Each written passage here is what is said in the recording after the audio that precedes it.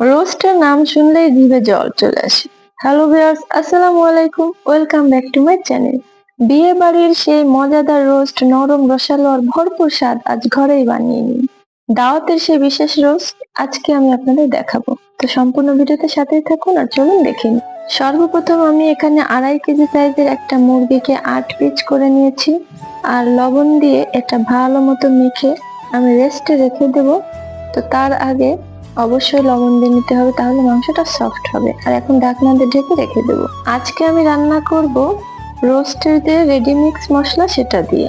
আর এখানে আমি রোস্টের পিসগুলো সুন্দর মতো ভেজে নেব। মাংসগুলো আমি কিন্তু এটা লাল লাল করে ভেজে নিয়েছি, আর প্রথম দিকে এটা হাই হিটে ভাজবেন, তাহলে পানি ছাড়বে না। তো আমার মাংসটা খুব সুন্দর মতো ভাজা হয়েছে, এই যে দেখুন এরকম কালার হয়েছে। এখন আমি মূল রান্নায় চলে যাব। কড়াইতে পরিমাণ মতো তেল দিয়ে নেব পেঁয়াজ কুচি।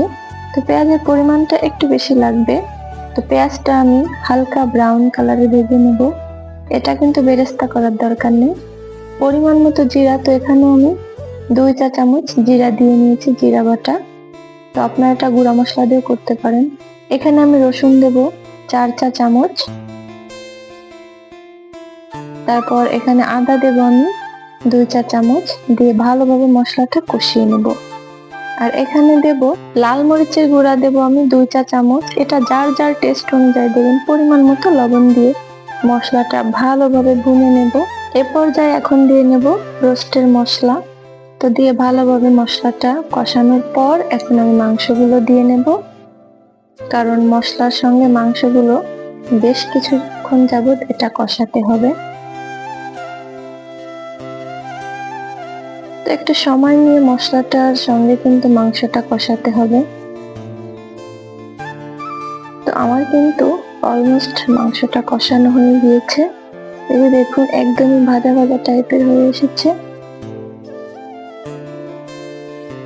মশলাটার সঙ্গে মাংসটা যতটা কষাবেন ততটা টেস্ট ভালো হবে। আর এ পর্যায়ে আমি এখন পানি দিয়ে নেব।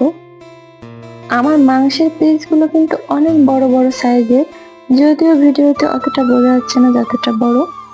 তো যখন বলক চলে আসবে তখন আমি কিছু কাঁচামরিচ দিয়ে নেব আর গুঁড়া দুধ দিয়ে নেব। তো এ পর্যায়ে এটা দেব। এরপর দেব সামান্য চিনি, এটা আসলে রোস্টের টেস্টটাকে ব্যালেন্স করে। তো এই যে দেখুন এই মাত্র আমি এটা চুলা থেকে নামিয়ে নিলাম। মাশাআল্লাহ, আমার রোস্ট রান্নাটা একদমই পারফেক্ট ছিল। সবাই অনেক পছন্দ করেছিল। আপনিও বাসায় তৈরি করবেন, সবাই প্রশংসা করবে। তো এই ছিল রেসিপি। কেমন হয়েছে অবশ্যই আমাকে কমেন্ট করে জানাবেন। ধন্যবাদ।